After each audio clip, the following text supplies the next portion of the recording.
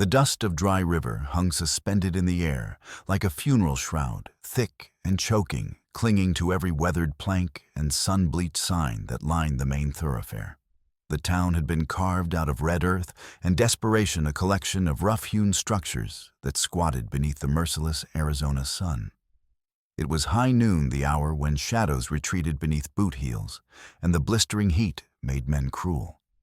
Thaddeus Crow, known throughout every gambling hall, brothel and whiskey den from here to the territorial capital, as Lightning Bill stepped into the center of the street, with a half-empty bottle of rot-gut whiskey swinging from his left hand.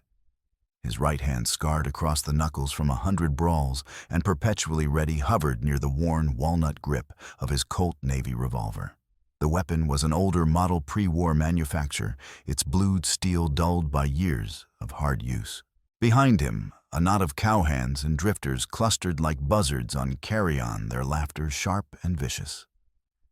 2 Apache girls, neither older than 10 summers, knelt in a puddle of brownish water left by the previous night's brief, useless downpour. Their buckskin dresses, decorated with careful beadwork in geometric patterns of red and blue, clung to their thin frames, darkened with filth. Their braids, carefully woven that morning by hands that loved them, now hung limp and sodden against their narrow backs. Their small hands were clasped together in front of their chests, fingers trembling like cottonwood leaves in a storm, shoulders shaking with silent sobs that they tried desperately to contain. Bill tilted the bottle with theatrical slowness. Whiskey, cheap corn liquor that burned like hellfire going down, streamed out in an amber arc, splashing over their glossy black hair, running down their copper-brown faces, in rivulets pooling in the churned earth around their knees. The alcohol stung their eyes, making them water. One girl flinched violently and whimpered a small animal sound of pain. The crowd roared with laughter, men slapping their thighs and pointing with calloused fingers. "Look at 'em squirm!" One cowhand shouted, his voice thick with whiskey and malice. "Like rats in a rain barrel." Bill grinned, showing teeth stained tobacco brown and chipped from biting down on cartridge paper. The brand on his left shoulder, a crude 5-pointed star burned into the flesh, was hidden beneath his sweat-stained shirt. But the cruelty it represented was plain on his face. "Reckon we ought to clean up this town," he drawled loud enough for the gathered onlookers to hear clearly, starting with the vermin that crawl through it. From the edge of the boardwalk, a woman pushed through the crowd with furious determination. She was Apache, her face angular and striking with high cheekbones, and a jawline that spoke of generations who had survived in harsh country. Her dark eyes blazed with a fury that could have ignited dry tinder. She wore a plain cotton dress, threadbare from washing but meticulously clean, dyed a deep indigo blue. Her hair was bound back with a strip of red calico cloth. Her name was Quanah, and she had walked into this town knowing full well what it might cost her. She dropped to her knees in the slick earth beside the girls, wrapping her arms around their shaking shoulders, pulling them close against her body. Whiskey soaked into her dress, the sharp smell mixing with the scent of sun-baked dirt and fear. She did not care. "Enough," she said. Her voice was low but steady as bedrock, each word carved from stone and thrown down between them like a challenge. "They are children." Bill nudged her with the toe of his scuffed leather boot, not hard enough to knock her sprawling, but with just enough pressure to make his dominance clear. "Town's got a bounty on every Apache head lady." He said, his grin widening to show more of those ruined teeth. $20, no questions asked. You ought to be thankful I'm just washing 'em. Could be doing a damn sight worse." He raised the bottle again, preparing for another degrading pour. The crowd pressed closer, eager as hounds before a hunt, their breath sour with tobacco and anticipation. Then a new voice cut through the jeers, sharp and clear as the crack of a Winchester rifle. "That's not washing. The voice said, each word precise and deliberate. That's cowardice. The laughter died like a candle flame in a gust of wind. Heads turned with jerky, startled movements. An Apache warrior sat astride a sweat-lathered bay horse at the edge of the crowd. The animal's flanks were heaving foam, flecking its bit evidence of a hard ride. The man wore worn cavalry trousers in Union blue, the kind issued to Army scouts at Fort Kincaid, and a faded blue wool jacket over a buckskin shirt decorated with quillwork. A Springfield carbine rested in the saddle boot, and a Remington revolver was holstered at his hip on a military belt. His face was lean, weathered by sun and wind, marked by a thin white scar that ran along his jawline from a knife fight years past. His dark eyes calm and unblinking as a hunting hawk's fixed on Bill, then moved deliberately to the girls, then to Quanah's trembling shoulders. The man's name was Taji. He had spent the better part of 5 years as an Army scout, tracking his own people for officers who could not tell one Apache from another and did not care to learn the difference. A faint white scar circled his left wrist, like a bracelet, the mark of iron shackles that had once cut deep into flesh during a forced march to the San Carlos reservation. He knew precisely what a white town could do when it smelled blood in the water. Hands drifted toward holsters up and down the street, a ripple of movement like wind through dry grass. The metallic click of hammers being thumbed back sounded in the tense silence. The air grew taut as a bowstring drawn to the cheek. If Taji moved wrong, if he so much as twitched toward his weapon, the street would erupt in gunfire, and he would be cut down before his horse took 3 steps. The town held its breath, waiting for the spark that would ignite the powder. Taji dismounted with careful deliberation. Every motion was slow, and visible hands open and held away from his body, his posture calculated to project calm rather than threat. He had learned over the years, through beatings, through close calls, through watching other men die for less, how to move around white men without triggering their fear or their anger. Though sometimes, as now, it made no difference whatsoever. He walked into the churned earth, his boots squelching in the mixture of water and dirt, and knelt beside Quanah without touching her. Physical contact between unmarried Apache men and women in public was improper, a violation of custom that would shame them both.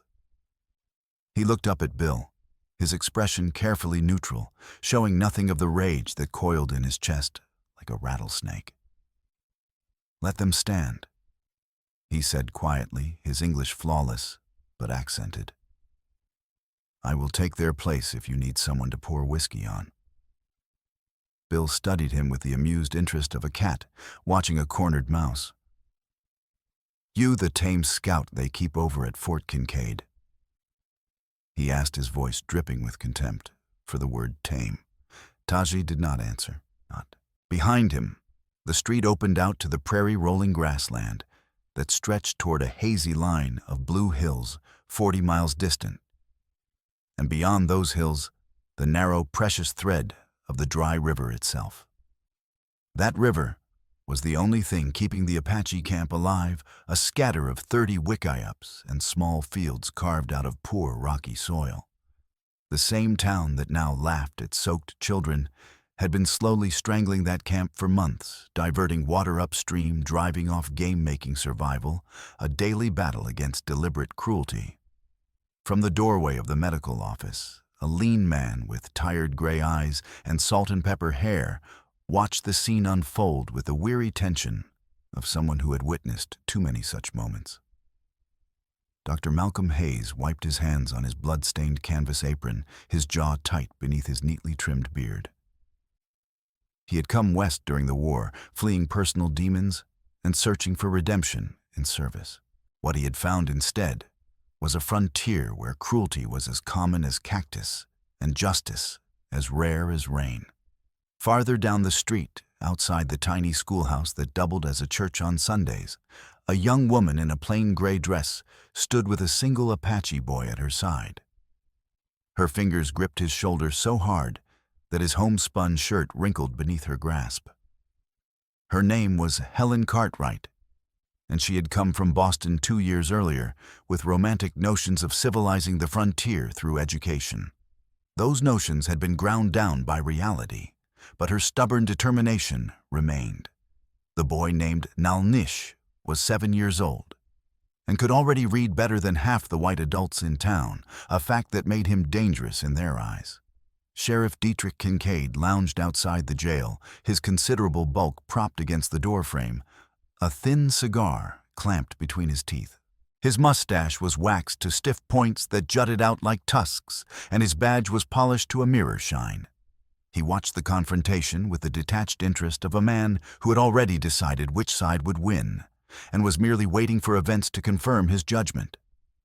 Over his shoulder, a freshly painted signboard advertised the Duloc and Western Rail Company in bold red letters promising progress, prosperity, and a brighter future for Dry River.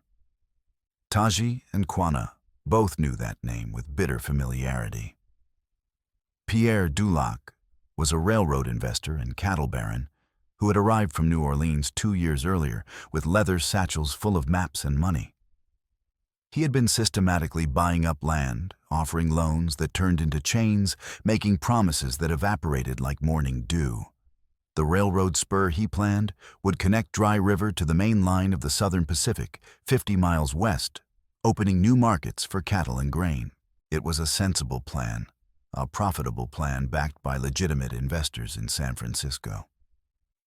The only problem was the Apache camp, which sat directly in the path of the proposed route, occupying land Duloc had already promised to his shareholders. Bill finally lowered the bottle with theatrical reluctance. He tossed it to one of the laughing cowhands, who caught it and took a swig. "You want to stand for them, Scout?" Bill said, his pale blue eyes glittering with malice. "Fine. Just remember this town has a long memory, and memories can be dangerous." He turned and walked back toward the saloon, his spurs jingling with each step, Mexican rowels oversized and cruel. The crowd slowly broke apart, some disappointed that no blood had been spilled, others muttering about uppity Apaches who didn't know their place. The line had been drawn as clearly as if someone had scratched it in the dirt with a knife. Taji helped the girls to their feet with gentle hands. Their legs shook beneath them like newborn colts. Quanah kept her arms around them, guiding them toward the side street that led away from the main thoroughfare. Taji followed 3 paces behind his right hand, resting casually near his holster, his eyes scanning the boardwalks for threats. Dr. Malcolm stepped out into the harsh sunlight, holding a clean flour sack towel. "Bring them to my office," he said quietly, his voice pitched for their ears alone. "Whiskey in the eyes burns like blazes. They'll need rinsing." Inside the cramped, cluttered office that smelled of carbolic acid and blood, Malcolm rinsed the girls' faces with cool water from a china basin. He worked quickly, his hands gentle but efficient, checking their eyes for damage. The girls did not cry. They had learned early that tears brought more trouble. But their eyes were red-rimmed and swollen. While he worked, Malcolm spoke in a low voice that would not carry beyond the walls. "There is a voucher system in the sheriff's office," he said, his New England accent still faintly audible beneath years of frontier living. $20 for any hostile Apache, no questions asked about whether they're actually hostile or just inconveniently located. Men like Lightning Bill Crow make their living on those vouchers. Duloc pays them extra to push your people toward desert land where the river cannot reach land, where nothing grows and children starve. Taji absorbed this information without surprise. He had suspected as much, but confirmation settled in his gut like lead. "The Army knows?" he asked. Malcolm shook his head, water dripping from his fingers. "The Army looks the other way. Duloc has friends in the territorial capital. The governor's brother-in-law is one of his investors. As long as no one makes too much noise, no one sends unfavorable reports to Washington, they let him do as he pleases."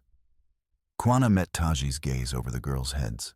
Once, before raids and relocations and the Army's hollow promises, they had been promised to each other in the traditional way. Her father and his father had agreed when they were children, and the arrangement had seemed as natural as the turning of seasons. But then the soldiers came in '68, and the families were scattered like leaves before a storm, and promises became dust on the wind. Now they stood in a stranger's town, tied together mostly by shared anger and a history that could never be reclaimed.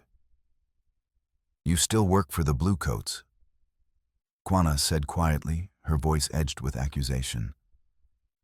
"How many times have you watched things like this and looked away?"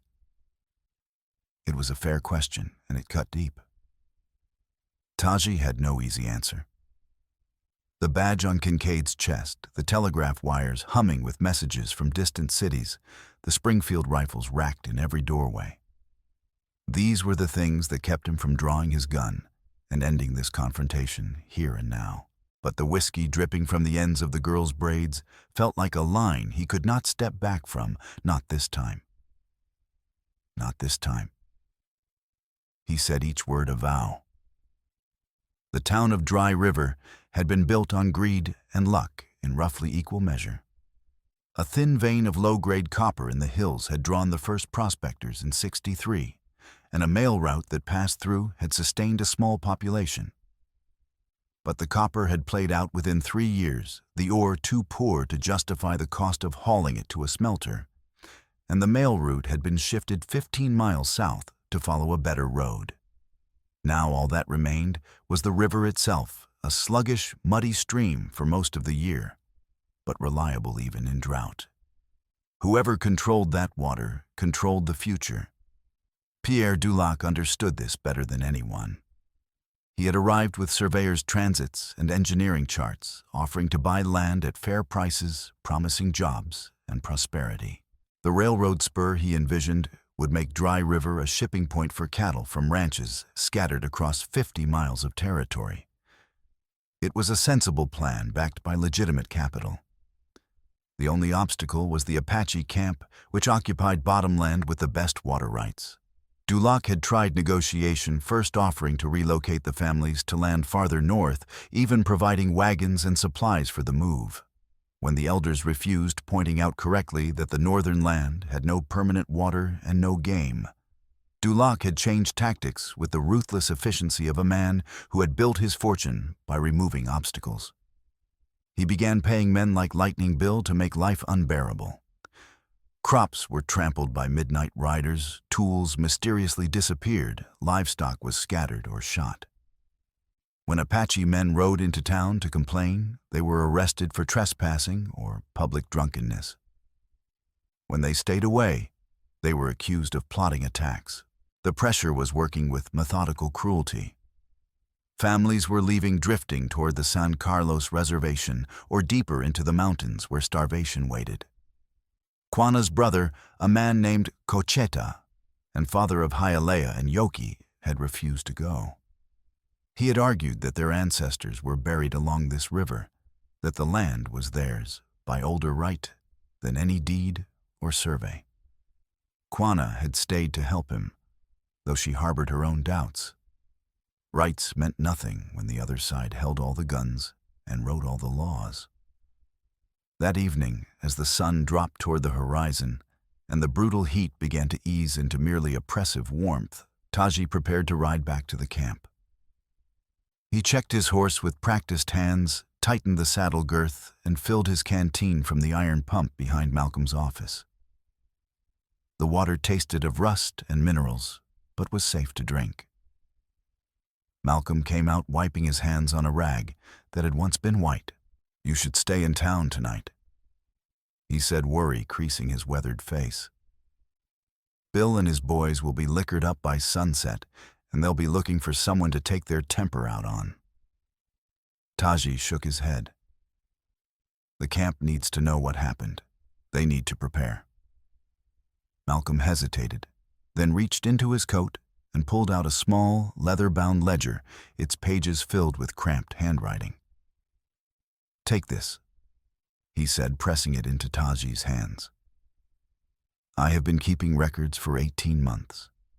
Every Apache who comes through my office with a bullet wound, every broken bone that matches the pattern of a rifle butt, beating every piece of evidence I can document. It is not legal proof, but it is something. It shows a pattern. Taji took the ledger and tucked it inside his jacket next to his heart. If they catch me with this, they will hang you. Malcolm smiled grimly. Then do not get caught. No. As Taji rode out of town, the moon rose thin and pale over the prairie like a tarnished silver coin. The land was parched, cracked in places where the river had been dammed upstream for Dulac's cattle operations. Cottonwoods crouched along the banks like arthritic old women, their roots exposed and grasping. The camp was too quiet as he approached. No cooking fires, no voices calling children home, no normal sounds of evening life. Then he smelled smoke, not the familiar scent of mesquite cooking fires, but the acrid stench of burning canvas and tar paper. He spurred his horse into a gallop. The attack was already underway when Taji reached the camp. Masked riders tore through the wickiups like a whirlwind of destruction, firing revolvers into tents, kicking over baskets of precious grain, trampling garden plots where squash and beans grew. Women and old men scattered in every direction, some clutching ancient rifles, most clutching children. A scream cut through the chaos, high and sharp as a blade, a child's voice raw with terror. Taji dropped from the saddle while the horse was still moving, hitting the ground at a run. He tackled the nearest rider, slamming the man into the packed earth with enough force to knock the wind from both of them. The rider's mask jerked sideways, revealing Lightning Bill's grin, made demonic by firelight. "Well, look who came home," Bill said, swinging the butt of his Colt like a club. The blow caught Taji on the side of the head, filling his vision with white sparks and the taste of copper.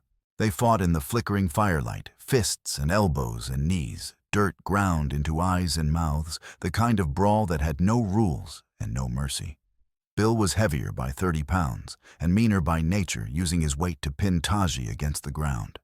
Another rider wheeled his horse around and leveled a double-barreled shotgun at Taji's exposed back. His finger tightened on the trigger.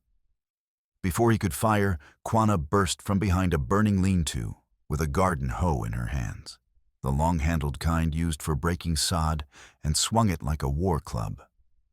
The iron blade connected with the shotgun barrel just as it discharged, knocking the aim sideways. Buckshot ripped through canvas and rope instead of flesh, the blast deafening at close range. Taji threw Bill off balance with a desperate heave and dragged Quanah behind a stack of firewood. Bullets chewed into the logs, spraying splinters that stung like hornets. A woman fell 10 paces away, old Nietzsche's wife, clutching her chest, her body crumpling into the shadows, like discarded clothing. When the riders finally retreated, hooves pounding into the darkness, leaving behind only dust and destruction. Taji's arms trembled with exhaustion. His head throbbed where Bill had struck him. His knuckles were raw and bleeding skin torn to the bone. The camp reeked of smoke and spilled grain and fear. Among the trampled earth, half hidden beneath an overturned wagon, he found a leather saddlebag stamped with the pressed seal of Dulac and Western Rail Company. Inside was a folded survey map, marking a spur line running straight through the Apache camp with notations in neat handwriting. Clear by October 15th, and compensation $500 total dispersal. This was not random hatred born of whiskey and prejudice. This was business cold and calculated. Quanah stood over the body of her brother Cocheta. He had been shot twice, once in the chest and once in the throat when he tried to speak. His blood soaked into the dry earth, wasted like spilled water. His eyes were open, staring at the stars he would never see again. The two girls, Hialeah and Yoki, clung to Quanah's skirt with desperate fingers, their faces blank with the kind of shock that steals words. Quanah's jaw was set like iron, even as her fingers shook. "You said the Army watches the railroad companies?" She said, her voice flat and hard as beaten metal. "Will they watch this?" Taji looked at the saddlebag, at the survey map, with its clinical notations at the dead scattered like broken dolls at the girls whose father would never stand again. He thought of the vouchers in the sheriff's office of Dulac's friends in the territorial capital of the telegraph wires that carried only the messages men in power wanted to hear. No. He said finally, the word torn from somewhere deep. We will. At dawn, when the sky turned the color of old brass and the air was briefly cool, Taji and Kwana rode into Dry River again. This time they brought the saddlebag and map wrapped in oilcloth to protect them from dew, and the girls riding double behind Kwana and old Naiche as witness, despite his 70 years. The old man's wife was dead. He had nothing left to lose. Dr. Malcolm met them on the edge of town, his medical bag in hand. His hands trembled slightly as he removed his wire-rimmed spectacles and cleaned them on his vest. You go to the sheriff with that evidence. He said, his voice low and urgent. He will not thank you. More likely he will arrest you, or worse. But I will verify the caliber of every bullet we pulled from your people. I have kept samples, documented everything. Inside the cramped sheriff's office, which smelled of stale cigar smoke and gun oil, Kincaid sat behind his battered oak desk, with his boots propped on a stack of territorial circulars. Pierre Dulac leaned in the corner like a gentleman at a social gathering, well-groomed and utterly calm. His wool suit was brushed and pressed despite the heat, his collar crisp, his cuffs held with silver links. Lightning Bill lounged near the door, his boots still carrying dried blood and ash from the previous night's raid, his grin lazy and confident. Taji laid the saddlebag, the survey map, and a blood-smeared cartridge on the desk with deliberate care. Your hired guns attacked an Apache camp last night, he said, keeping his voice level. They killed unarmed people, women, and elders on land your surveyors want for a railroad spur. Dulac did not even blink. His voice was smooth as aged whiskey touched with a faint New Orleans drawl. Those Apaches raided a freight wagon last week. He replied, his tone suggesting he was merely correcting a minor factual error. They stole property belonging to the Dulac and Western Company. My men were simply reclaiming what was stolen and ensuring the safety of this community. Kincaid dragged out a folded sheet of yellow telegraph paper and dropped it on the desk with theatrical flourish. It was a wanted notice, freshly arrived on the morning wire from the territorial capital, the ink still crisp and black. Reward for capture of renegade Apache scout known as Taji, suspected in the murder of rancher Henrik Olsen 2 days prior. Description: Apache male, approximately 30 years, scar on jaw, employed as Army scout, armed and dangerous. $50 reward, dead or alive. Taji felt the floor tilt beneath him. He had never even met Henrik Olsen, did not know what the man looked like or where his ranch was located. Bill's grin widened into something wolfish. Funny how you were seen near his burned field 2 nights back, scout. Real shame about the .44 cartridge found near his barn that matches the Army-issue sidearm you carry. Same manufacturer, same year. Taji understood with cold clarity. Someone had planted evidence, his revolver, or one identical to it, at the scene of a murder. It was a simple frame, but devastatingly effective, in a town where an Apache's word meant nothing against a white man's testimony.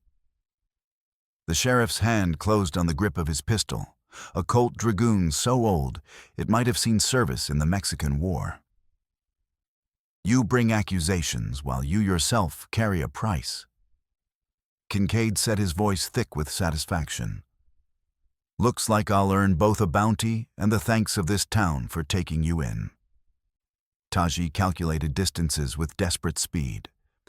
He could maybe shoot Kincaid and grab Dulac as a shield, but Hialeah and Yoki stood near the door, wide-eyed and frozen with terror. If guns roared in this confined space, the girls would die in the crossfire, their small bodies no match for flying lead. Before he could move, Helen Cartwright appeared in the doorway. Her plain gray dress dust-covered from a hard ride, her normally pale cheeks flushed. Sheriff, She set her voice higher than usual, but steady enough to carry. "There is a telegraph from Fort Kincaid. Just arrived at the relay station. The colonel requests the scout for questioning first. He says any arrest must happen under Army authority, as Taji is currently under military contract." It was a lie, a complete fabrication, and everyone in the room knew it. But the delay bought precious seconds. Kincaid swore under his breath, a string of profanity that would have shocked his mother. "Get out of my way, you interfering schoolmarm, or I'll charge you with obstruction." In that instant of distraction, while Kincaid's attention was divided between Helen and Taji, Malcolm yanked open a side door leading to the narrow alley behind the jail. "Now," he hissed. They scrambled through the opening as Kincaid shouted. Bullets slammed into the door frame, spraying splinters and lead fragments. They ran for a buckboard wagon Helen had left unhitched in the alley, the horses still in harness, but untied. A lanky blond man with a thick Scandinavian accent and sunburned face whipped the horses into an immediate gallop the moment they threw themselves aboard. "Thought you might need proof I wasn't murdered." Henrik Olsen yelled over the thunder of hooves and the rattle of wheels on packed earth. Posse shots rang down the street like strings of firecrackers. One round grazed Taji's left shoulder, a hot line of fire that spun him sideways. He nearly tumbled from the bouncing wagon vision, graying at the edges, the world tilting. Quanah hooked her arm around his waist with desperate strength and hauled him back onto the wagon bed, her teeth gritted with effort. Behind them, Bill swung into his saddle with practiced ease, raising a cloud of choking dust as he spurred his horse into pursuit, leading 5 riders. They fled along the river road, the wagon bouncing over ruts and exposed roots wheels slamming into rocks hard enough to crack spokes. Dust boiled up behind them in a brown cloud. When they finally abandoned the wagon in a stand of cottonwoods several miles from town, the horses blown and lathered, unable to continue. Taji's left arm throbbed with every heartbeat, and his shirt was slick with blood that ran down to his elbow. There was no time for gentle nursing or proper medical care. They had minutes at most before the posse found their trail. Henrik and Malcolm tore strips from a grain sack with frantic hands, packed the wound with clean moss gathered from the damp riverbank, and slung Taji's arm against his chest with a crude sling fashioned from rope. Malcolm's hands were practiced but rough. Frontier medicine was about stopping bleeding and preventing infection, not comfort. Bullet passed clean through. Malcolm said, probing the wound with fingers that made Taji see stars. "Missed the bone, but you have lost blood. You need rest or you will lose consciousness." Rest was not an option. They made a small, hidden camp under the cottonwoods, where the river had cut a shallow, slow curve, and the overhanging branches provided concealment. The children slept in the wagon bed, finally collapsing from exhaustion. Quanah patrolled the riverbank, with Henrik's borrowed Winchester, her eyes scanning the darkness for movement, her ears tuned to the sound of hoofbeats. Henrik explained his situation while binding his own blistered hands. He had fought the fire at his field with nothing but wet burlap.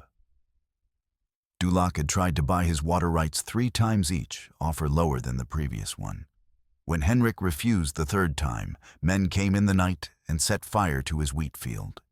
They left Apache arrows scattered in the ash, poorly made fakes that no Apache would have crafted, and reported to the sheriff that Henrik had been murdered in a raid. "Man wants the whole river," Henrik said bitterly, his Norwegian accent thickening with anger. "Every drop, every acre, and anyone who drinks from it or plants seed in it must pay tribute to him or be destroyed." They discussed options until the sky darkened from blue to indigo to black. Helen arrived just after full dark, leading a sway-backed mare she had borrowed from a Mexican farmer who owed her a favor. Her skirts were muddy from fording the river at a shallow crossing, her hair escaping its pins. That was foolish. Malcolm scolded, but his voice carried more worry than anger. "If they catch you helping us, They will run you out of town at best." Helen's jaw set in a way that reminded Malcolm of his own daughter dead these 10 years from cholera. "Then they will have to catch me first." She brought news that chilled them all. Dulac planned a public meeting in 2 days Saturday evening, when the most people would be in town, to address the Apache problem and gain public support for a complete removal by force if necessary. The territorial governor had already given preliminary approval pending local consensus. More dangerous Dulac's men had been seen hauling crates marked with black powder stamps toward the abandoned Coal Creek mine, where a small immigrant wagon train was camped on its way west. The immigrants were Czech and German families, a dozen souls who spoke little English and understood less of frontier politics.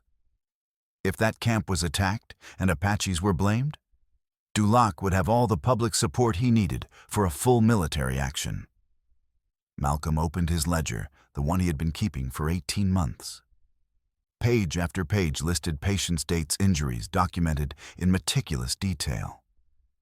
Over and over, he had recorded Apache women and children with bullet wounds from .44 caliber weapons manufactured by Remington, the same manufacturer whose weapons were standard issue for Dulac's hired guards. Up to now, it had been only pattern and suspicion circumstantial evidence that no court would credit. With the saddlebag, the survey map, and the testimony of Henrik, a white man whose word would carry weight, it became something more substantial. Someone needs to carry this to a federal marshal. Malcolm set his finger tracing the entries. There is one in Tucson, a man named Garrett, who is said to be honest. But if I leave, Dulac will control the narrative completely. He will tell the story he wants told, and these people will believe it. Taji gripped the edge of the wagon with his good hand, his wounded arm hanging useless. We do not have time to reach Tucson and return. We have only us here now.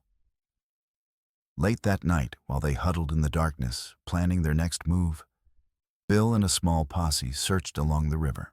They were close enough that Taji could hear the jingle of spurs, the creak of saddle leather, and the low voices discussing which direction the fugitives might have fled. Acting on desperate instinct, Taji, Quanah, and Henrik guided the children silently into a side channel where the river ran deeper and faster, the current pulling at their legs. They used a length of rope tied between 2 cottonwoods to keep everyone from being swept downstream. The water was shockingly cold, fed by mountain snowmelt, even in late summer. Hialeah slipped once going under her small hand, torn from Quanah's grasp. Quanah lunged after her, lost her own footing on the slick stones, and went down hard. Taji, his wounded arm screaming in protest, braced the rope with his shoulder and reached out with his good arm, catching Quanah's dress. Together, they hauled Hialeah back to the surface, the girl choking and gasping. They emerged on the far bank, soaked and shivering, while Bill's riders cursed on the near side, fooled by moonlight reflecting off the water and the dense screen of reeds. Crouched side by side in the reeds, water streaming from their clothes, Taji and Quanah caught their breath. Her wet sleeve stuck to his injured arm, cold cloth against hot flesh. He did not pull away. Neither of them spoke. There was too much risk of being heard, but the awareness between them sharpened like a blade drawn from its sheath. Two people who had once been promised to each other as children, now bound by something rawer and more immediate than tradition. The next day, moving on foot because the horses had been left behind, they followed Henrik's knowledge of back trails toward Coal Creek. The prairie rolled out around them in endless waves, short grass burnt brown by summer sun, occasional outcrops of red sandstone, distant antelope that watched their passage with liquid eyes. Taji walked despite the pain that lanced through his shoulder with every step, his jaw clenched so hard his teeth ached. On the trail, Malcolm shared what he had uncovered through careful investigation and loose-tongued drunks in his examination room. During the war, Lightning Bill Crow had served under a Confederate colonel named Jethro Stark, a man notorious throughout the territory for burning Apache villages along this very river. Colonel Stark had believed that the only way to secure the frontier for white settlement was complete extermination. Not relocation, not reservation, but death.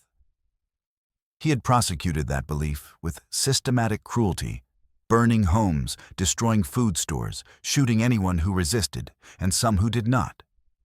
That colonel had died in a skirmish with Union cavalry in '64. But Crow had survived. Malcolm had seen a distinctive brand on Crow's shoulder once years ago when stitching a knife wound after a saloon brawl. A crude 5-pointed star, burned into the flesh, the mark Colonel Stark had put on all his men to mark them as his personal regiment. Taji stopped walking. His face went still as stone. That colonel, he said quietly, his voice stripped of all emotion, had a scar down his left cheek from a Mexican saber. He wore cavalry boots even after the war ended. He killed my father while I watched from behind a rock. I was 8 years old. He shot him for refusing to tell where the women and children were hidden. The past snapped into sharp focus, like a telescope bringing a distant object near. Bill was not just a bully with a gun and a cruel streak. He was a direct link to the massacre that had shattered Taji's family, killed his father, and set him on the path that led here. At Coal Creek, they approached with extreme caution, bellies to the ground, using every scrap of cover. The wagon train was there. As Helen had reported, 4 canvas-topped wagons circled for protection, surrounded by men and women, going about the ordinary business of life on the trail. Names drifted on the morning air, in languages Taji did not speak. Ulrika, Antonin, Rose, immigrants, who did not yet understand that this land had invisible lines drawn in blood.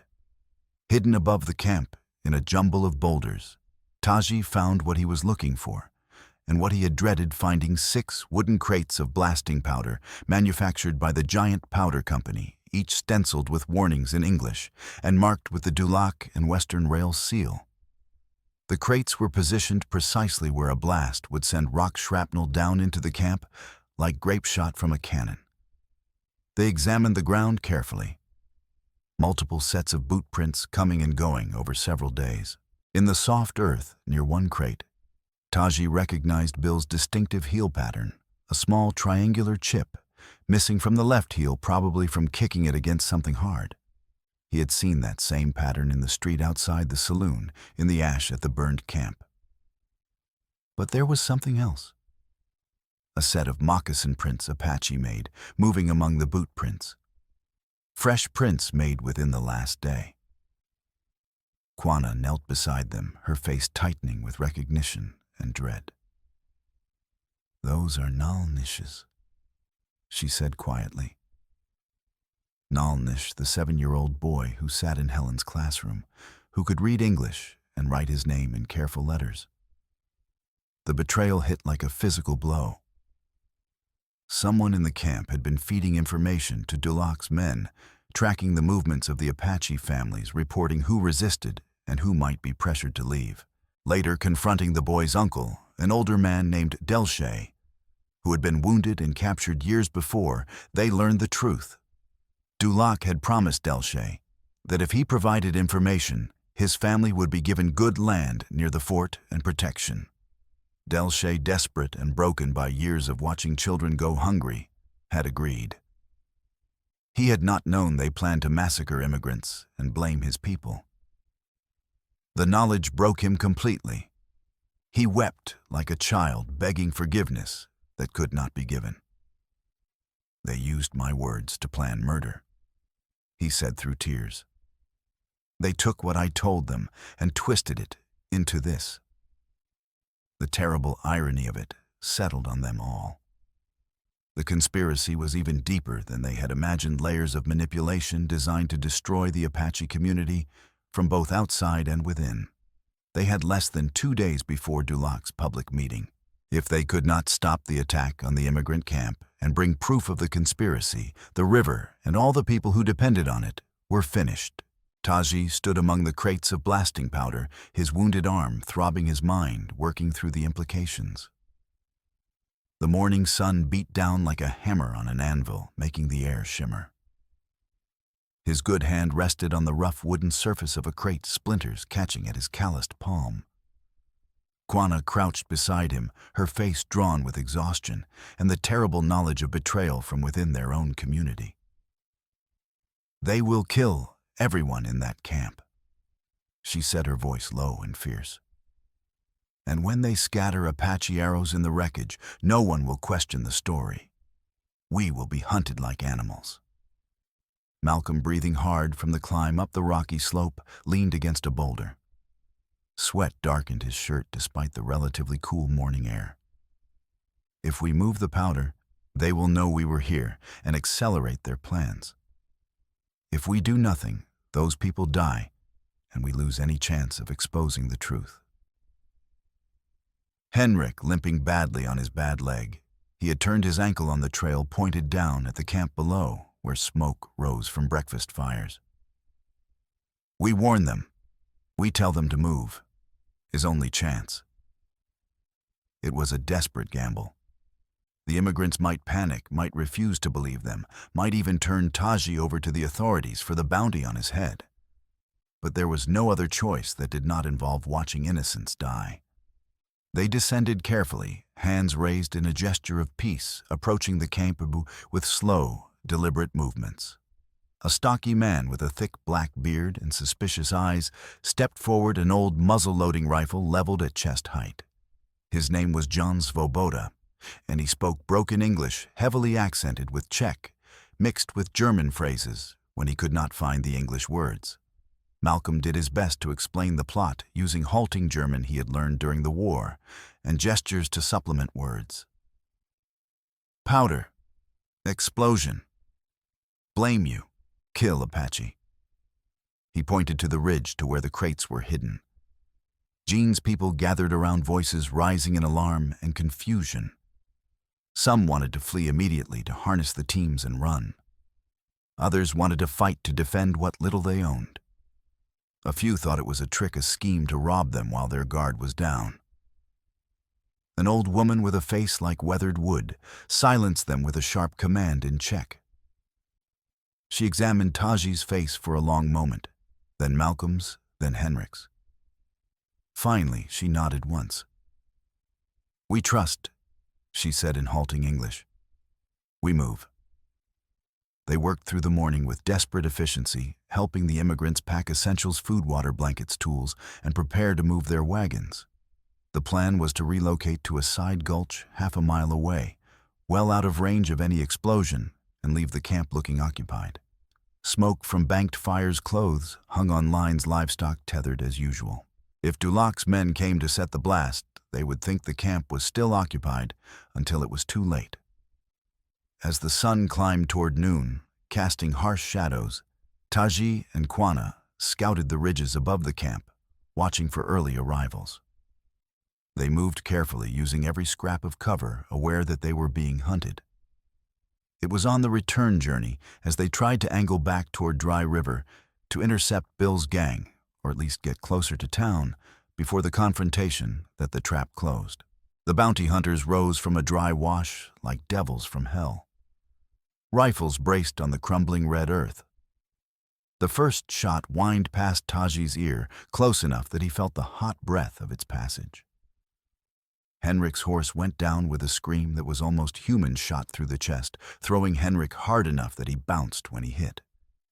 Quanah dove behind a boulder with the girls, her body covering theirs. Taji, half dragged by his panicked horse, slammed into gravel and lost his breath, and the impact driving the air from his lungs in a whoosh. There were 6 of them, hard-faced men who made their living collecting bounties and asking no questions about guilt or innocence. They wore range clothes, dusty from travel, carried repeating rifles, and moved with the easy confidence of men who had done this many times before. Pinned behind scattered rocks that provided inadequate cover, Taji and his group traded shots with growing desperation. The hunters closed in methodically, using fire and movement tactics that spoke of military training. They knew Taji was wounded. They could see the blood-stained sling. They knew he could not run or fight at full strength. Henrik, stunned from his fall, tried to scramble toward better cover. One bullet clipped his right thigh, spinning him around and dropping him into the dust like a puppet with cut strings. He lay there, gasping blood spreading across his trouser leg in an expanding stain. Quanah's hands shook as she reloaded the borrowed Winchester, fumbling the cartridges. One slipped through her fingers and bounced away. She had perhaps 6 rounds left, maybe fewer. Taji crawled to her across the open ground, ignoring the bullets that kicked up dirt around him. One round struck so close that gravel stung his face like thrown sand. He reached her position and placed his good hand over hers, where they gripped the rifle, steadying the weapon. "Breathe with me." He murmured, his lips close to her ear so she could hear him over the gunfire. In, out, slow. Their shoulders pressed together, his chest along her back, the shape of them molded by the rock that barely shielded them. She felt his breath against her neck, steady despite the chaos, felt the heat of his body and the strength that remained despite his wound. He felt the tension in her spine, the way her muscles coiled for the shot, the fierce determination that kept her fighting when others would have surrendered. "On 3, he whispered. 1, 2, 3. They rose together as one, moving with perfect coordination born of mutual trust. Their shots rang out almost simultaneously. 2 hunters fell, one clutching his shoulder, one dropping his rifle and stumbling backward. The remaining 4 scattered, suddenly less confident, seeking cover of their own. In the brief lull, Malcolm dragged Henrik behind a larger boulder. The wound was bad, and the bullet had torn through muscle, but missed the bone. Henrik would live if they could stop the bleeding and prevent infection, but he could not run or ride far.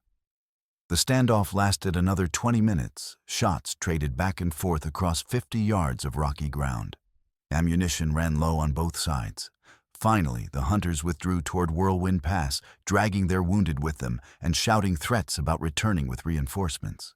Afterward, in the ringing silence, Quanah looked down at where Taji's hand still rested over hers on the rifle stock. Their fingers were intertwined, brown skin against brown skin, calluses pressed together. For a heartbeat, neither moved, the moment stretching like pulled taffy. Then she pulled away all business again and ran to help Malcolm bind Henrik's leg with strips torn from her own petticoat.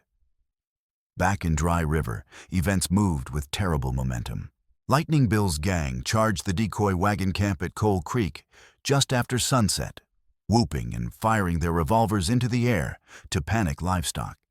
They set the blasting powder with a long fuse, 30 seconds enough time to get clear, and spurred their horses away.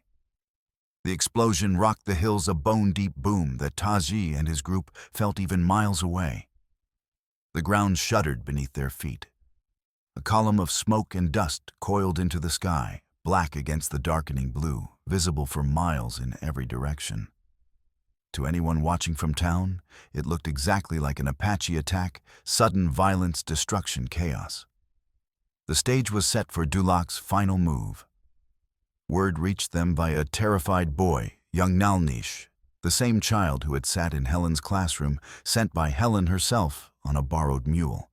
His message was breathless, and panicked Dulac's men had seized Dr. Malcolm while he was trying to send a telegraph to the federal marshal in Tucson. They were holding him under guard at the half-finished railroad trestle outside town. If he spoke at the public meeting, it would be under their guns, his words twisted to support their narrative. The trap was closing from all sides. They had less than 24 hours before the meeting that would seal the fate of the Apache families. Night fell with thunderheads rolling over the blue hills like an invading army, dark and heavy, with the promise of one of the rare, late summer storms that occasionally swept across the territory. Lightning flickered inside the clouds, illuminating them from within.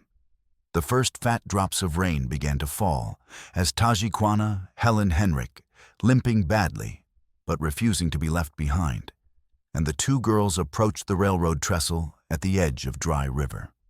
The trestle was a skeletal structure of raw timber, half-finished, stretching 50 feet above a rocky ravine where a seasonal creek ran when it rained. It was Dulac's monument to progress, the physical manifestation of his vision for the town's future. They split into two groups as lightning split the sky. Henrik, despite his wounded leg, led the girls and Helen to safety behind a low bluff 50 yards from the trestle, where the ground was solid and the line of sight clear enough to provide warning if anyone approached. "If this goes wrong," Henrik said to Helen, his voice rough, "you take the girls and you ride. You ride hard and you don't stop until you reach the fort. You make them listen." Helen's face was pale in the flickering lightning, but her voice was steady. "It will not go wrong."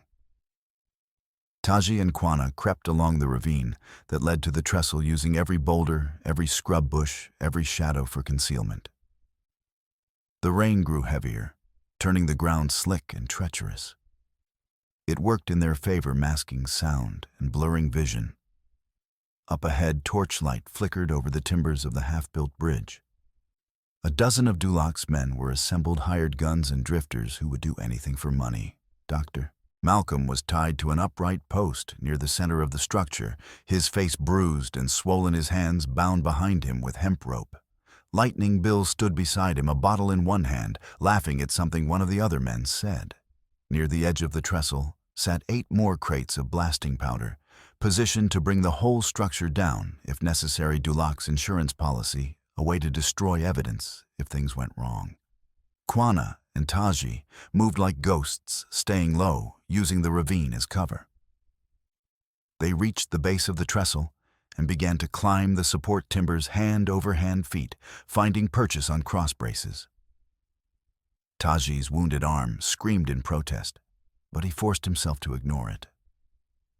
Above them, the guards were focused on Malcolm, on the approaching storm, on their own conversation. One guard finally noticed movement, a shadow that should not be there. He opened his mouth to shout. Taji shot him with Malcolm's borrowed pistol, the report sharp even against the thunder. The guard fell from the trestle, tumbling 30 feet into the ravine with a scream that cut off abruptly. Suddenly, the structure erupted in chaos. Men shouted, reaching for weapons. Quanah fired the Winchester, working the lever with practiced speed, laying down covering fire while Taji scrambled up the last 10 feet to the deck. He reached Malcolm, cut his bonds with a knife, and shoved him toward the edge. "Jump!" he shouted over the thunder and gunfire. "The water!" Malcolm hesitated for only a second and then threw himself off the trestle into the darkness below. There was a splash as he hit the seasonal creek, now running swift with rainfall. Bill fired at Taji, the bullet passing so close it tugged at his shirt. Taji returned fire, forcing Bill to dive for cover. Quanah reached the powder crates and began rolling them toward the edge, letting them tumble into the ravine where they could not be easily reached. One of Dulac's men panicked and, stupid, fired at a crate that was still on the trestle. The bullet struck the wood, sending splinters flying. For a heartbeat, the world held its breath. Then the powder ignited. The blast was smaller than at Coal Creek, but devastating at close range.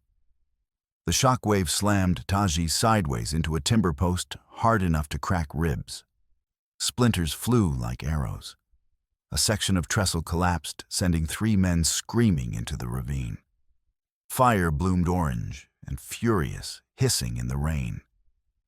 The explosion brought people running from town, men with rifles, women clutching shawls, children drawn by the spectacle.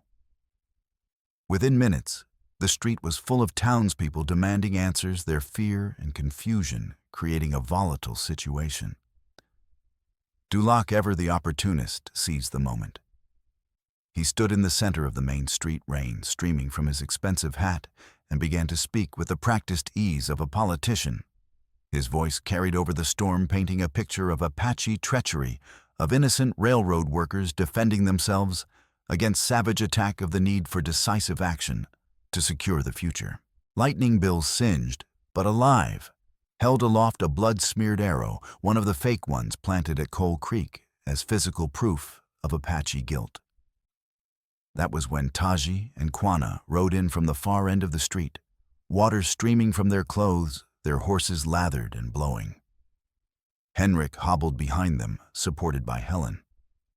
Malcolm, soaked and bruised, but alive, clutched his precious ledger to his chest with both arms. Behind them came Jean Svoboda and 5 of his immigrant families, their faces grim, their presence testimony to the truth. Taji threw the soaked saddlebags and the survey map wrapped in oilcloth and a handful of spent cartridges stamped with Dulac's company mark into the streaming street between himself and the assembled crowd. "Tell them whose mark that is." He called, his voice cutting through the rain like a blade. "Tell them who planned to murder these people and blame my family." Henrik, his Norwegian accent thick with pain and anger, told the crowd about his burned field, about the men who had done it, about the lies.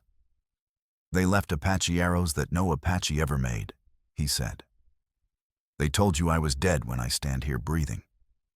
Malcolm, water dripping from his beard, shouted the details of his investigation, calibers that matched wounds that formed patterns, dates that proved systematic persecution. Helen held up pages from the ledger protected in oilcloth, the ink running but still legible enough to read the names and dates. The Czech and German immigrants spoke in broken English, pointing at Bill as the man they had seen near the blast site at Coal Creek, describing the distinctive chip in his left boot heel. The crowd wavered like a banner in shifting wind. Doubt seeped in through the cracks in Dulac's story. People looked from the evidence in the street to the man who had been asking them to trust him to invest their futures in his railroad. Sheriff Kincaid, seeing his patron's grip slipping, yelled for the posse to hang Taji and Quanah anyway. "This town doesn't need lectures from savages and foreigners and school marms." He snarled his hand on his gun. "We know what's right for ourselves." Some men stepped forward with ropes already tied into nooses. Others hung back, looking from the evidence to their children clinging to their skirts, to the immigrants whose wagons had nearly been destroyed, to the doctor they had known for years. A lightning bolt slammed into a water barrel near the saloon with a crack like artillery fire, exploding the barrel and sending burning staves flying. The sudden flame set scattered planks and awnings alight despite the rain. Horses reared in panic. People screamed and scattered. In the confusion, Bill fired at Taji, the bullet meant for his chest, but striking a glancing blow across his ribs instead. The world narrowed to tunnel vision. Taji saw only Bill, the man who had served under the colonel, who killed his father, who had poured whiskey on children, who had burned homes and killed innocents in the night. They crashed together in the streaming street boots, slipping on the slick surface trading punches, with the desperate fury of men who knew only one of them would walk away. Bill was heavier by 30 pounds, using his bulk to drive Taji down into the earth. Taji's wounded arm was useless, hanging limp, his ribs screaming where the bullet had creased them. Bill got his hands around Taji's throat and squeezed thumbs pressing into the windpipe. "Should have stayed tame, scout," he hissed through gritted teeth. "Should have kept your head down." Taji's vision began to darken at the edges, blood roaring in his ears. He groped desperately with his good hand, fingers finding something in the street, a broken bottle, jagged and sharp. He drove it upward with all his remaining strength, the glass punching into Bill's side, just below the ribs. Bill roared and released his grip, staggering backward. Taji rolled, gasping, trying to fill his lungs. Quanah tried to get a clear shot with her rifle, but Dulac appeared behind her like a ghost, grabbing her braid and yanking her head back with vicious force. She slammed her elbow into his ribs, once, twice, feeling something crack. He released her with a curse. She spun, wresting the pistol from his hand, and drove the barrel into his stomach hard enough to double him over. For a second, their eyes locked through the rain. He saw not a victim, but a woman who had survived every scheme he had thrown against her, who had endured humiliation and loss and betrayal and still fought. "You lose," she said quietly, and struck him across the temple with the pistol butt. He dropped like a felled tree. In the street, Bill groped for his fallen revolver, one hand pressed to his bleeding side. Near him sat a broken crate from the earlier explosion, blasting oil leaking from cracked bottles into the rain-swept street. Taji, on his knees and swaying, saw the burning debris from the exploded barrel spreading closer. He kicked one of the bottles, sending oil splashing across Bill's chest and the ground around him in an arc. The fire reached the oil with a soft whoomph, setting it alight in a brief, fierce blaze that painted the scene in hellish orange and red. Bill staggered back from the heat, his hands raised to shield his face, his shirt catching fire. Taji, moving on pure instinct and hate and justice, raised Malcolm's dropped pistol with his good hand. The weapon was a Remington .44, heavy and solid. He aimed not at center mass, but at the heart, the way his father had taught him to hunt deer when he was a child. He fired once. The shot was not fancy or dramatic. It was deliberate, close, and final. The bullet took Lightning Bill Crow in the chest, punching through ribs and sternum, and the heart that had never learned mercy exiting through his back in a spray of red. Bill crumpled into the rain-soaked street at the fire hissing out around him, his body going still in the way that only death brings. The gunfire faltered and died. Men froze staring. The street fell silent except for the hiss of rain on hot metal and burning wood.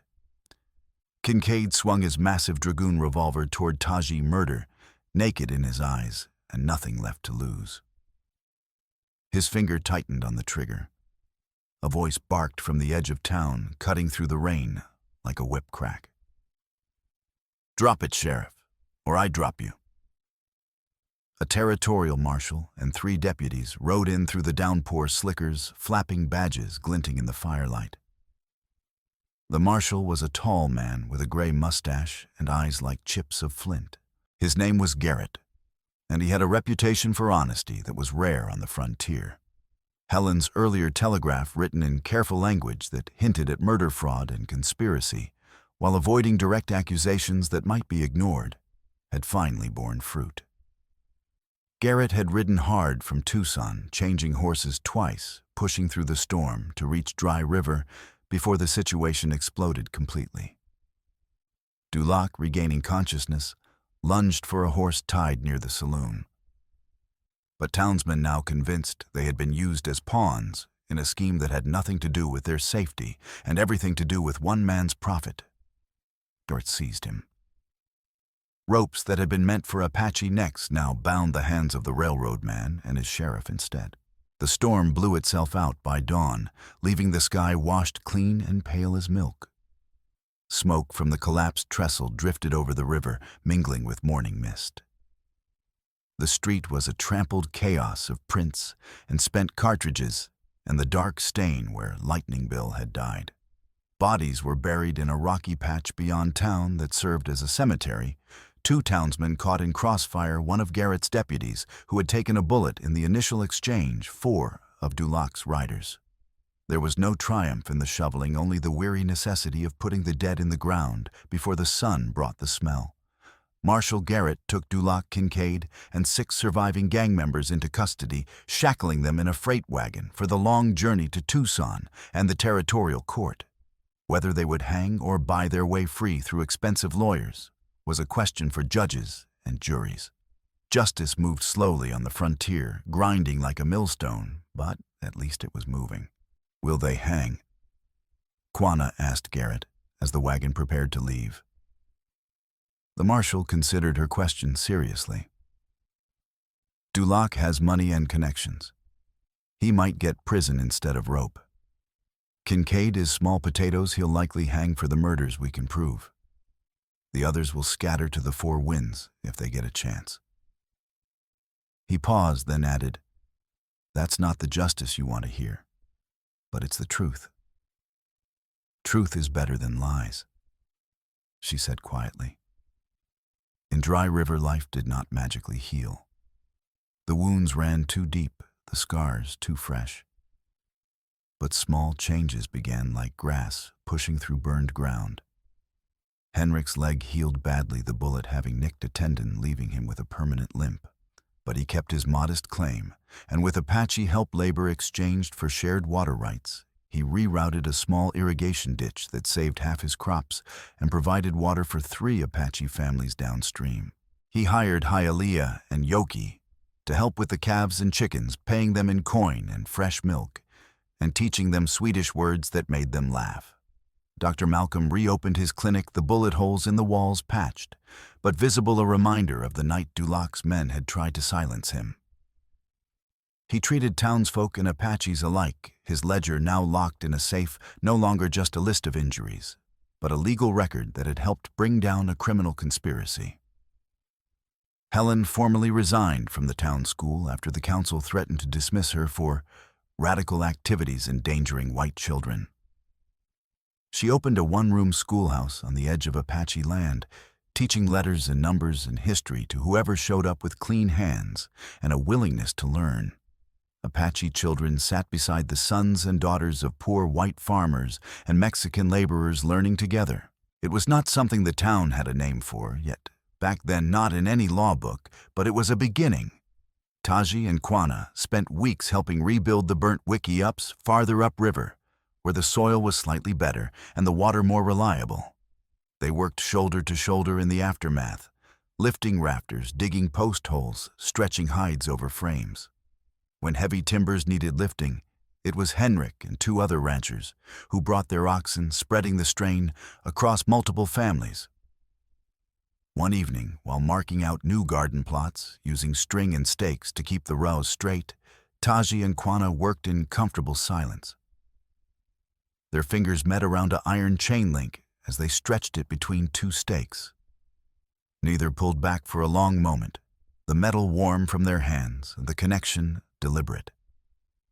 "Your arm has healed well," she said finally, not looking at him. "Your hands are strong," he replied. "You could pull that stake from the ground if you wanted." "I do not want to." The moment passed. They returned to work. But something had shifted, settled like stones, finding their place in a wall. A few townsfolk still spat when Apaches walked past, but fewer each week. The spot in the street where whiskey had once soaked the girl's hair had been churned and rained on, and walked over until no trace remained, absorbed into the earth, like so much else. 6 weeks later, on a cool October morning, when the cottonwoods had turned gold and the air smelled of coming winter, a packet of official papers arrived in Dry River with the territorial marshal's seal. Malcolm gathered Taji, Quanah, Helen, Henrik, and several Apache elders by the riverbank, where the water ran clear over smooth stones. He opened the packet with care, unfolding documents sealed with red wax and stamped with official emblems. "The territorial court has issued its ruling," he said, adjusting his spectacles to read the formal language. The trial had been swift by frontier standards. Dulac's expensive lawyers from San Francisco had argued that their client was merely a businessman caught up in unfortunate circumstances. But the testimony of the Czech immigrants, whose near death had been witnessed by too many people to deny, combined with Malcolm's meticulous records and the physical evidence of the survey maps and company-marked ammunition, had proved impossible to refute entirely. Pierre Dulac had been sentenced to 12 years in the territorial prison at Yuma. Sheriff Kincaid and 2 of his deputies had been hanged for murder. 3 of the surviving raiders had been sentenced to prison terms. The rest had been released for lack of evidence and had promptly disappeared into the territory. But there was more. The court, under pressure from the scandal and seeking to demonstrate that justice could be impartial, had ruled portions of Dulac's river property forfeit as proceeds of a criminal conspiracy. A specific parcel, 320 acres, that included the rebuilt Apache camp and a narrow, fertile stretch of riverbank, was to be granted as trust land under the name of Quanah, recognized as surviving head of her brother Cochetta's family. The surprise was not mystical or miraculous. It was ink on paper signatures and stamps and the slow grinding of legal machinery that for once, just once, had produced something approaching justice. Quanah took the papers slowly, her fingers trembling slightly as they smoothed the creases. Legal possession did not erase the graves behind her, did not bring her brother back, did not undo the humiliation and terror and loss. But it gave the children something beyond fear. It gave them ground to stand on, seeds to plant a future that was not just flight and hiding. That land is still dirt and water, she said softly to Taji, her voice nearly lost under the murmur of the river. We will have to fight drought every summer. We will have to fight men who resent that we have anything at all. We will have to fight rust and frost and bad luck. He nodded, understanding the weight of what she was saying. Then you should not do it alone. He had received an offer from Marshal Garrett to work as a deputy tracking outlaws and murderers through the territory, hunting men like Lightning Bill instead of his own people for broken promises and worthless treaties. The pay was decent, the work dangerous, but meaningful. For a long moment he looked down the river, where the telegraph poles marched away toward distant cities full of people who would never know his name or care about this small corner of the frontier. Then he looked back at the camp, where children chased each other between corn mounds, their laughter bright and careless in the way children's laughter should be. I will ride for the marshal when he needs me, he said carefully, but my home is here. Their last shared image was not a kiss under sunset, or a dance in some saloon, or any of the romantic gestures that dime novels celebrated. It was work. That afternoon, the river threatened to overflow its banks after 3 days of upstream rain had swelled the current. Together with a dozen others, Apache and white and Mexican, all with stakes in the water, they dragged heavy stones to shore up the bank where erosion had eaten at the edges. It was brutal labor that left backs bent and hands raw and legs trembling with exhaustion. At one point, Quanah lost her footing on the slick clay and began to slide toward the deeper channel where the current ran strong enough to sweep a person away. Taji's hand shot out, closing around her wrist. With desperate strength, his boots braced against a half-buried root. He pulled her back to solid ground, not letting go even after she had her balance. Breathless clothes streaked with clay and river mud, they stood waist-deep in the cold water, holding the same shovel handle, pushing it down into the bank to anchor the stones. The river slapped against their legs, angry and relentless, trying to tear their work apart. But the wall held because they held it together. On the main street of Dry River, people paused in their errands to watch Apache women walking upright, past the saloons, their heads high, their steps steady baskets of vegetables on their hips to sell or trade. No one poured whiskey on them now. No one dared. The spot where Lightning Bill had died was just another patch of packed earth, marked only by the way certain men averted their eyes when they walked over it, carrying their private guilt. The scaffold outside the jail, where ropes had once waited for Apache necks, was dismantled on a cold November morning. The lumber was donated to Helen's schoolhouse to build proper desks. Henrik limped into the general store with Hialeah at his side one Saturday, the girl carrying a basket of eggs to trade. The shopkeeper's wife, who had once refused to serve Apaches, counted out the eggs carefully and offered a fair price without comment. It was not friendship, but it was business conducted with basic respect. And that was a beginning. Helen taught a class where a white girl and an Apache boy recited their multiplication tables together, stumbling over the harder numbers, laughing at each other's mistakes without malice. She also taught them about the Constitution and the Bill of Rights, about how laws were supposed to protect everyone equally, even when they failed to do so, about how change came slowly, but could come if people insisted on it. Delche, the man who had betrayed his own people under Dulac's manipulation, lived among them still, but apart, working the hardest tasks, seeking no forgiveness because he knew he did not deserve it. His nephew Nal Nish stayed in Helen's school and learned to write beautiful letters in English, and Apache, both determined to tell the true story someday. The river still ran through contested land. There would be more droughts that tested their resolve, more men with schemes who saw opportunity in other people's desperation. More fights over water and boundaries and the right to simply exist. The legal victory was fragile, dependent on territorial courts that might be overturned by statehood, on treaties that might be broken on the whims of politicians 1,000 miles away. But the pattern had shifted measurably. The balance once tilted entirely toward those who held the guns, and the deeds and the political connections had moved just enough to matter, just enough to offer hope. Taji and Kwana stood by the river as the sun dropped toward the western hills, painting the sky in shades of copper and gold and deep purple. Their hands, rough from work and scarred from struggle, touched briefly as they passed a dipper of water between them, sharing the drink in the Apache way that signified partnership. Neither spoke.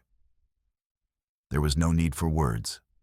The land stretched out around them, hard, dry, unforgiving, beautiful in its harshness.